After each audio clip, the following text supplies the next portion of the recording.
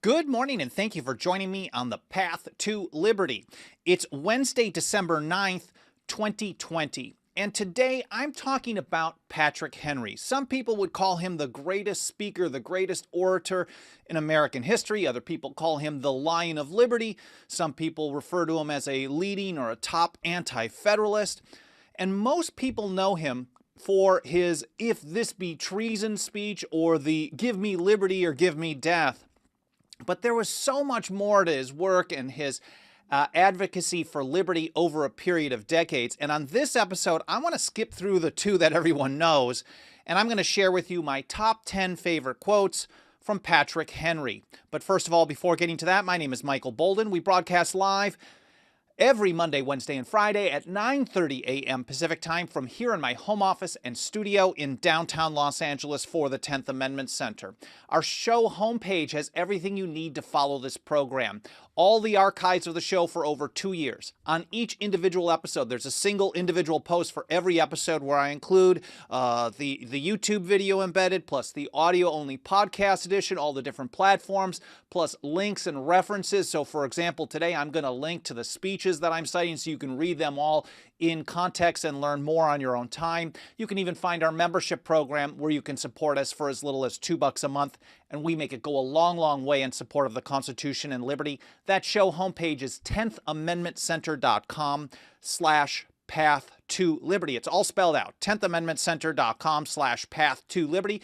I just want to say a quick hello, take a minute or two to say hello to everyone out in the live chat while we're waiting for other people to get notifications on the live platforms. That's YouTube, Facebook, DLive, Twitch, and Periscope. And speaking of Periscope, Alfonso's over there. Good to see you. Says glad to catch this right as it starts. Awesome. Walter and Anna and Clay, Melody, Joe Bright. Good to see you, ma'am. Justin Morrison as well. Brody. There's Dixie Strong and Anna as well. I'm no longer receiving notifications. Well, yeah, you might want to double check. I'm not sure exactly. YouTube is not always awesome with notifications, and neither are any of these platforms. They tend to be a little bit slow. They're not super consistent, but on YouTube, for example, Anna, you might want to just hover over on our channel, the notifications, to see if it's set. I think there's we'll send you some or send me all of them if you want to get all. Hi to Adrian Smith, Gerard, Will, and Too Tall over on YouTube and Facebook. Thank you all for being here, whether it's your first day or you've been here for every single episode, whether you watch live or in the archive. I couldn't be more grateful for you spending some of your time with me. Now let's get to this. Again, as I mentioned right at the outset, most people, when they think of quotes by Patrick Henry, they're really thinking of two. First of all, there's the "give me liberty or give me death" speech. And now he's not, just as an aside, he's not saying, here, government people, hand me liberty or kill me. No, it's the context. He's basically saying either I'm going to have liberty or I'm going to fight you to the death. I would rather die fighting for liberty rather than living on my knees as a slave. And that was in March of 1775, rallying the people to the revolution, to the cause of independence. And then, of course, his other one, "if this be treason," which I've covered in more detail, was on May 29th, 1765. That was his 29th birthday, just 11 days after he took the oath of office for the House in Virginia. Those are the two main ones. I want to skip over that and go a little bit back in time. This idea of Patrick Henry speaking supposedly treason didn't even start in his response to the Stamp Act in 1765. In fact, we have to go back to 1763, and for all we know, it happened even before then. I'm just not aware of it. But he gained his fame at 27 years old in the Parsons Cause case. It was a legal conflict. Here's, I've got up on the screen, I'll link to this, to the Virginia Museum of History and Culture. It gives an overview of that. But he was just 27 years old. And here he's saying, they're giving an overview, and this is from Red Hill, Patrick Henry's redhill.org website.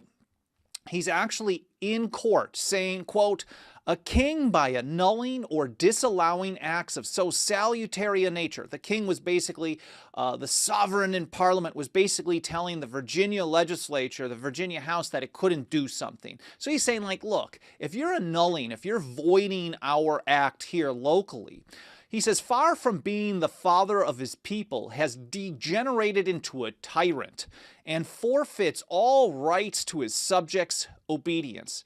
Here he is in 1763, before people were whispering revolution and secession and separation. Patrick Henry was already leading the charge to say, like, if you do stuff you're not authorized to do, if you are violating our local government, our local self-rule, our local, we wouldn't call it sovereignty in 1763, but that line in the sand, you don't have to obey them. This is the whispers of nullification, the same type of mentality that we take today in our strategy. That is, the government is authorized to do what is exercised, what is delegated to it in the Constitution. And as soon as it goes beyond that, we are not bound to obey them. And that's what he was saying as far back as 1763, December of that year. And in response, there's a guy named Mr. Lyons. I think this was from his recollection of what went down. He says, the gentleman has spoken treason. And going further, at the same instant, too, amongst some gentlemen in the crowd behind me was a confused murmur of treason, treason. But, just like he did in response to if this be treason, his speech in response to the Stamp Act in 1765, Mr. Henry went on in the same treasonable strain, without interruption from the bench, even without receiving the least exterior token of their disapprobation. In other words, he doesn't care. He's going to stand for what he believes in. He's going to tell people that they're not bound to yield obedience to stuff that the guy was not authorized to impose on the people of Virginia. And that was already considered treason, and that was Patrick Henry, 1763. Of course, 1765, I'm not going to go into too much detail here, but his resolves, the resolutions, the Virginia resolves against the Stamp Act, he introduced them on May 29th, his birthday, and they were voted on the 30th. And there's two of them that I really want to focus on. Two of the resolutions, I'm just going to give a highlight. He says, any attempt to enact laws in Parliament or by the King, whomever, any attempt to impose internal taxation or deal with the internal police powers of Virginia would be, quote, illegal, unconstitutional, and unjust. And then, this part wasn't passed, but this is really what sparked much of the resistance throughout the colonies to the Stamp Act. He said the people are not bound to yield obedience. That's Patrick Henry's words. The people are not bound to yield obedience to any law or ordinance whatsoever that tries to impose those acts that are crossing the line. That is the internal taxation or internal police. So that was Parsons' cause number one, and then the Stamp Act resolves in 1765, where he's speaking what people consider treason, that is defying the Crown and Parliament. Now, if we fast forward to the Virginia Ratifying Convention, he had a lot of really, really long speeches, and I will link to these in the show notes at 10thamendmentcenter.com/path-to-liberty.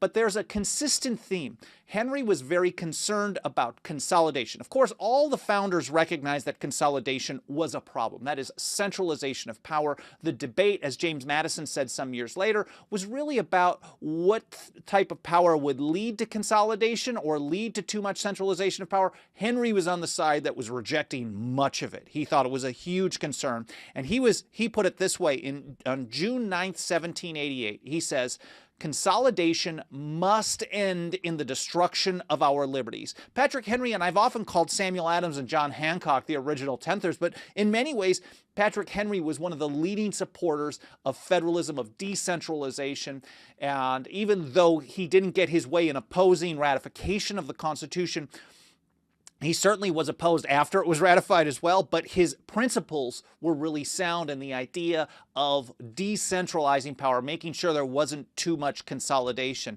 because he knew it would end in the destruction of our liberties. And certainly we can see how that's played out today, because we live under the largest government in the history of the world. And even though you and I can have this conversation, or I can talk at you, or you can comment back, whatever, even though this is happening, it's not that they don't claim the power to shut it down.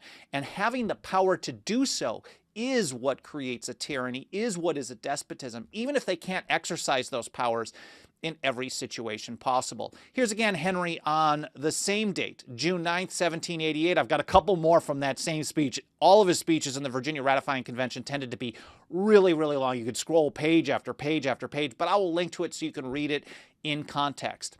He says, I'm persuaded of what the honorable gentleman says. And for all we know, he was arguing with James Madison here, which he did pretty regularly. He says that separate confederacies will ruin us. So he was on board with the idea of having some kind of a confederacy. It wasn't that he wanted 13 individual states, even though he was recognizing the separate confederacies. And he was on board with the idea that a total separation would be a real problem. But on the other hand, he saw a greater problem. He says, when he asks my opinion of consolidation, of one power to reign over America with a strong hand, which is what we live under today, he says, I will tell him I am persuaded of the rectitude of my honorable friend's opinion. That is Mr. Mason. He's reciting what George Mason had been talking about in that same ratifying convention. He says that one government cannot reign over so extensive a country as this is without absolute despotism. Again, the idea that consolidation, centralization of power would lead to corruption and total, not just kind of problematic issues, but absolute despotism. The next one from that same speech, again, June 9th, 1788, he said, no nation ever did, nor ever can retain its liberty after the loss of the sword and the purse. So if you have the same government in charge of the sword, of the army, of the militia, and of spending and funding it, he says, you're done. There's no way to keep your liberty. And in that same regard, on that same speech, he says, are we at last? And he's talking about the idea of Congress arming the militia. He wanted it to be totally out of the hands. He didn't want Congress to be involved in that at all. He thought it needed to be completely separate rather than kind of a mixed situation. And he put it this way, are we at last brought to such an humiliating and debasing degradation that we cannot be trusted with arms for our defense? And now he's not necessarily talking about, I know a lot of people think the right to keep and bear arms is really about the right to hunt, to fish, to defend your home against intruders. It certainly is. But what the founders recognized, and I had talked about this a little bit in a previous episode, a number of previous episodes, is that a militia was so important, even if a lot of people like George Washington thought that relying on it completely would be totally dangerous. And Washington was very clear about that. But Henry and others recognized that having an armed populace, a well-trained, well-regulated, and well-armed militia meant you'd have a less of a need or a less of a potential of having a large standing professional army. Standing armies, he and so many others warned, were one of the greatest or the greatest threats to liberty. So if people were going to defend themselves, then you wouldn't need that type of centralization of power over defense as well. Again, we're talking about the right to keep and bear arms, consolidation, the 10th Amendment, decentralization, these principles all together in one. And he's saying, like, look, it's humiliating and degrading if we can't be trusted with defending ourselves here in Virginia, and for that matter, for people in other states as well. And here he is again on the militia. This is a few days later, June 14th, 1788. He says, the militia, sir, is our ultimate safety. We can have no security without it. And if you want to be safe and if you want to be free, you basically don't want the government, which has all that power potentially over you, to have control again over the sword and the purse. That's going to be a real problem. Again, on another speech in that same ratifying convention, he says, this is on June 5th, 1788. I've got kind of a twofer on this one, so we're going to be a little loose on the counting for my top 10 here.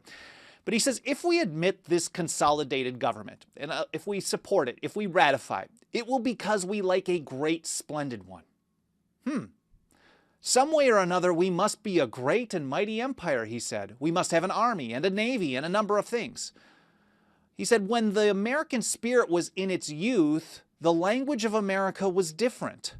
Liberty, sir, was then the primary object. And he talks about this a little bit further. He's talking about their old tradition, where they come from, their history. And even though we could probably argue over what he viewed as being in support of liberty, but he talks about these principles, these ancient traditions from Great Britain. And he says that country became mighty and splendid, not because their government was strong and energetic, but because liberty is its direct end and foundation. Now, I think that view has evolved over the years, but the principle, I think what he's talking about, he's like, you can either become a great empire a large army, navy, and all this spending and pomp and circumstance. You can either be great by being like the old countries, the old empires, or you can be great by supporting liberty. And to Patrick Henry, the way that a country would be great is by making that country as free as possible, by making liberty the primary object. Even if it wasn't always accomplished, the goal should be liberty. And I think that might be my favorite. I don't know if I've gone in order here or not, but that one is so important to his viewpoint, his approach to various things. That would be the same type of approach that he would have taken, I think, back in 1763, when he was willing to say things that people were calling him treasonous for. Now, his father was the judge on that case in 1763, so he probably got away with it a little bit, even though we know his father was pretty harsh on him, wasn't going to be like giving him an easy peasy time.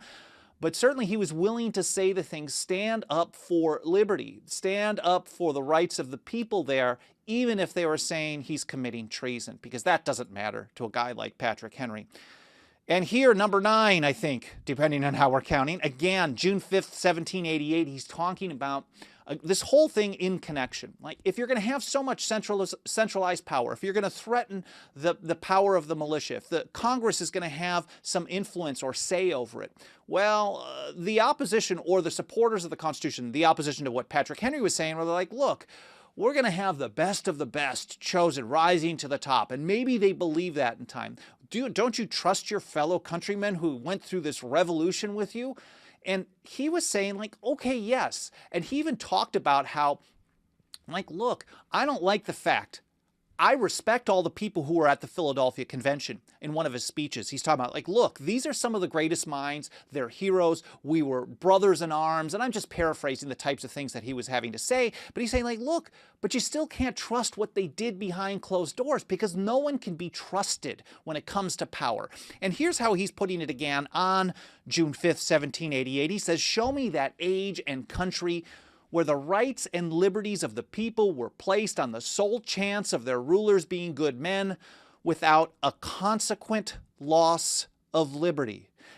Anytime you give politicians or government people power to do something, and you hope, or you're just trusting that you're going to have good people that are going to exercise that power in a way that's beneficial to you, to liberty, eventually you're going to have people who come in and use that power in the wrong way. It's the same old phrase that I say over and over. I got from Harry Brown some years ago, that every power you give to government to do something good today, you're also giving power to the opponents to do the exact opposite in the future. And that's what Patrick Henry was recognizing. And I know a lot of people at the time, some of his opponents, I know Jefferson didn't like him, Madison, they thought he was either not well read or a not good student of history, but he certainly did way more reading on history than most any of us do today. And he recognized that all through history, when you trusted government to do the right thing, over time, if it didn't do the wrong thing right off the bat, over time it certainly would do the wrong thing. And he goes further. He says, I say that the loss of that dearest privilege. Again, he's saying, show me that age and country where you trusted people without a loss of liberty. He says, I say that the loss of that dearest privilege has ever followed with absolute certainty every such mad attempt. Again, that was June 5th, 1788. And this one might be my favorite too. I don't know. There's so many good ones, and I had to skip over a bunch of them, to be honest with you. If you've got any that you're thinking of, please leave it in the comments, whether it's live or in the archive. I read through them all later on in the day after I publish and do the live broadcast a few hours later sometimes the following day. I reply to as many comments as possible, but I appreciate all the feedback. And this is a great one. This is June 7th, 1788. He says, that government is no more than a choice among evils has been a standing maxim for ages. He says that even in the best situation, you're choosing evil A versus evil B. And that sums it up so well. I do have one bonus one here that I thought was kind of cool. I just actually learned about it as I was going through this. Again, over redhill.org, I learned that on the back of one of the earliest copies of the Stamp Act Resolves, Patrick Henry wrote a short letter. Whatever for posterity. I don't know if he was still alive when it was found. I forget when it was someone was writing about it. But he tells this story about how he introduced this and there was vehement opposition. And he's like, okay, they didn't want me to do this. The old party was really opposed to me. We got the things passed, or at least the resolutions, the 5 resolutions that did pass in response to the Stamp Act. He says, like, look, the great thing that drove the opposition, he says, was the idea of having obedience, not obeying stuff that they're not authorized to do. He says the great point of resistance to British taxation was universally established in the colonies. He recognized that this spread and people took hold of that. And you heard my episode, if you did, on Monday about that resistance to the Stamp Act. We learned so much about how this was implemented and how Patrick Henry was kind of a lightning rod, at least on the principled end of it. He says this brought on the war which finally separated the 2 countries and gave independence to ours. Whether this will prove a blessing or a curse will depend upon the use of our people make of the blessings which a gracious God hath bestowed on us.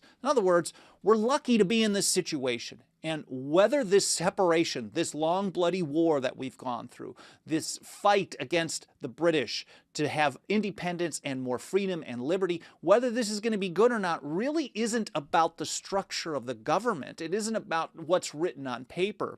But it's whether or not the people actually use the gift they've been given, the chance for liberty or not. I would say that over a short amount of time, certainly there was that spirit. But in the long run, we have a serious problem with education, an understanding of why liberty and freedom are good for people, how to implement it, and the like. Henry goes further. He says, if they are wise, if the people are wise, they will be great and happy. If they are of a contrary character, they will be miserable. Righteousness alone can exalt them as a nation. Reader, whoever thou art, remember this, and in thy sphere practice virtue thyself, and encourage it with others. Well, I hope you guys found this interesting. I hope it was educational. I hope you learned something. If you want to actually, let me pull this up here as well. If you're interested in a book on this, there's a book that's called Patrick Henry, American Statesman, that was originally published in 1887, but it was re-released and re-edited, and there's a new chapter by Mike Church, who's been a long-time friend of the TAC.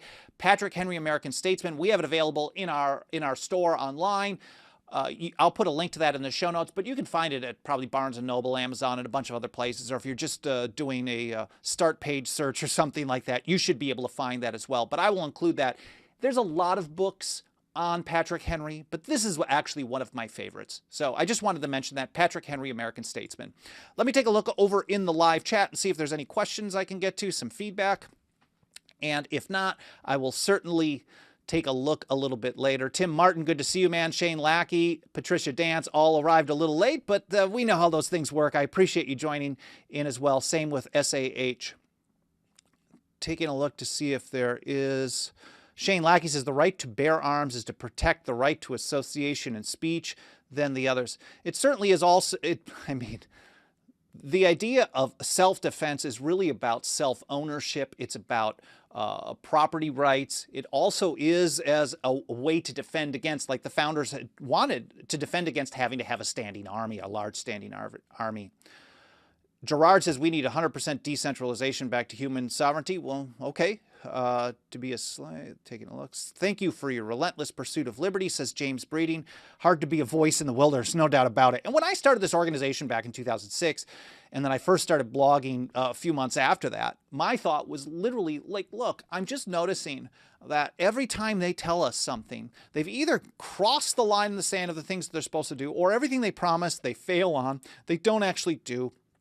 It costs way more. Basically, anything and everything I saw was just nonsense. So my goal was just to reach and teach a handful of people. And I still, while we're actually reaching many more than that, we're far from where we could be. But my goal is just to keep spreading the truth, talking about history, talking about strategy, and trying to implement it to actually have concrete steps to support an advancement of liberty in our lifetime. That doesn't mean we're going to have a libertarian society while I'm alive, but I want to do what I can in my own sphere, just like Patrick Henry said.